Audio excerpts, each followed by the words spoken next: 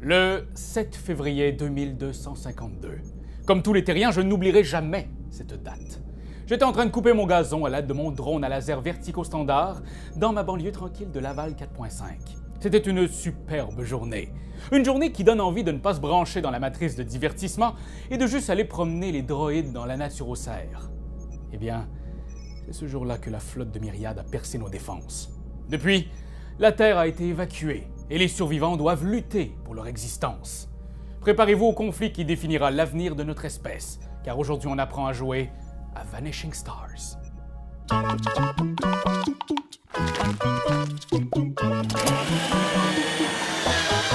Vanishing Stars est un jeu de cartes qui se joue à 2 joueurs en près de 30 minutes.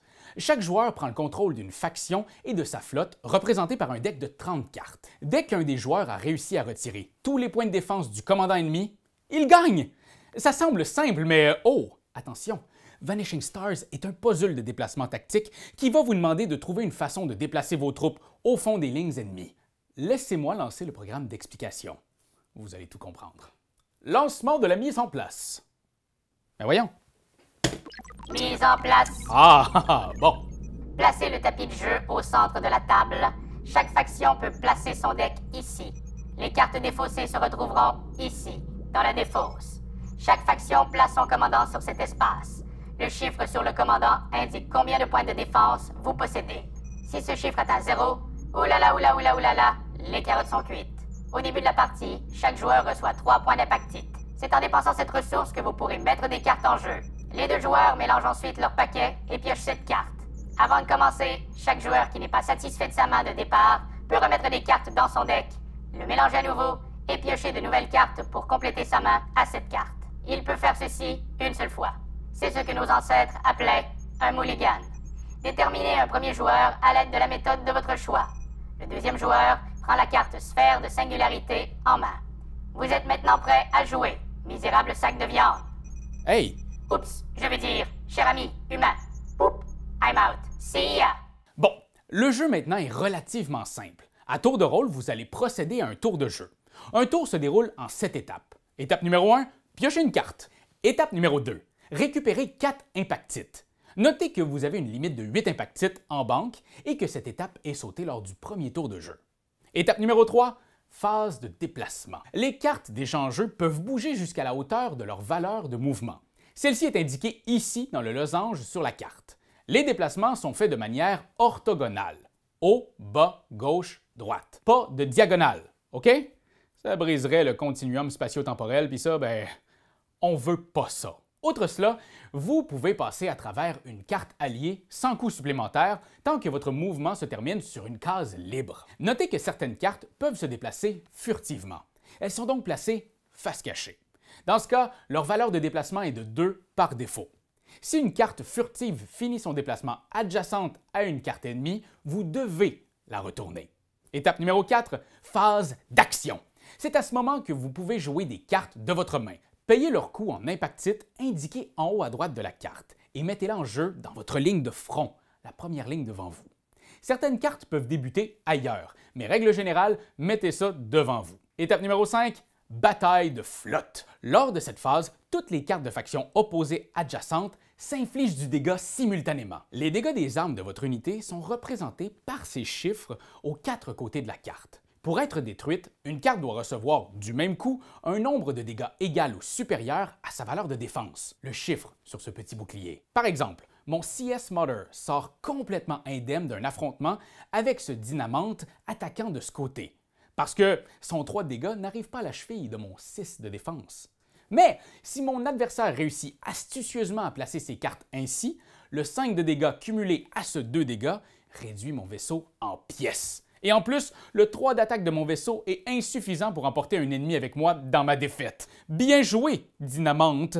Clever girl. Le cœur du jeu est donc d'arriver à coordonner ses forces pour détruire les cartes de l'ennemi à partir du meilleur angle. Le tout sans sacrifier ses propres unités. Une unité détruite est envoyée dans la défausse du joueur concerné. Si une unité adverse est détruite pendant votre tour, vous pouvez retirer autant de points de défense au commandant ennemi que le coût en impactite de l'unité détruite. Étape 6. Bataille des commandants. Si vous avez été capable d'envoyer une carte dans la ligne de front de l'autre joueur, vous retirez autant de points de défense que la valeur d'attaque de son cadran avant. Donc, boum! 3 points ici. Étape 7. Placez dans la défausse les cartes atouts et pièges sans valeur de défense de base. Quand vous avez fini ces 7 étapes, c'est au tour de l'autre joueur. Le tout se poursuit ainsi jusqu'à ce qu'un des commandants n'ait plus de points de défense. Celui-ci est alors mouru, trucidé, capote, ciao, bye! Comme vous pouvez le voir, les unités sont importantes pour contrôler le champ de bataille, mais plein d'autres cartes et effets peuvent venir changer le cours du combat. Droïde, présentation des types de cartes. Les cartes pièges peuvent débuter au choix face cachée ou face révélée. Vous pouvez activer ces cartes pendant votre phase d'action ou lorsqu'elles se retrouvent adjacentes à un ennemi lors de la phase bataille de flotte.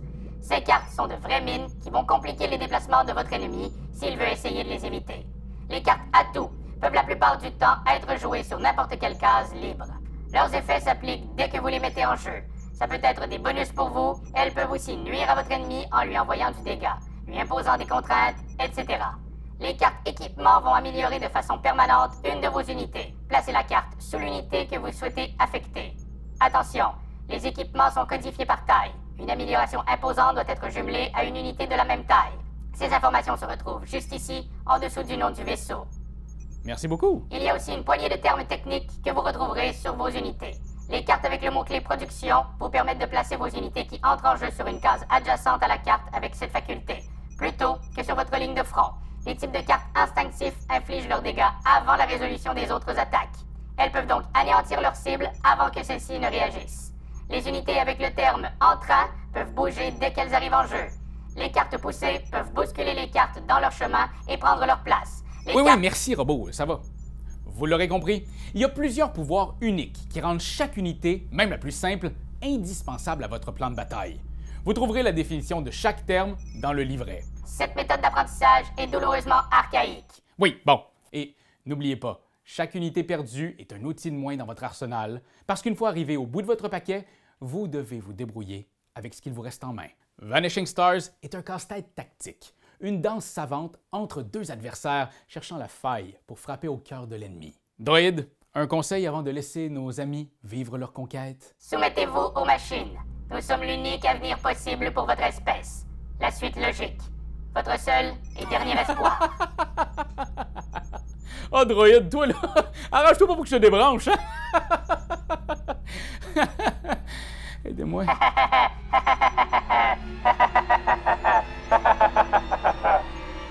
C'est toi de trouver l'épisode de jour du Popoche? Sonne la cloche! Sonne la cloche! On parle de jeu, like-nous, commande, suis-nous, ouais! Sonne la cloche! Sonne la cloche! Partage à tes amis, partage à ta mamie, Oh ouais! ouais, Sonne la cloche! Sonne la cloche! Comment ton ouais, fais-le mon kiki! Sonne la cloche! Sonne la cloche! Sonne la cloche comme quand Jésus a sonné à la porte pour aller souper chez Zachée.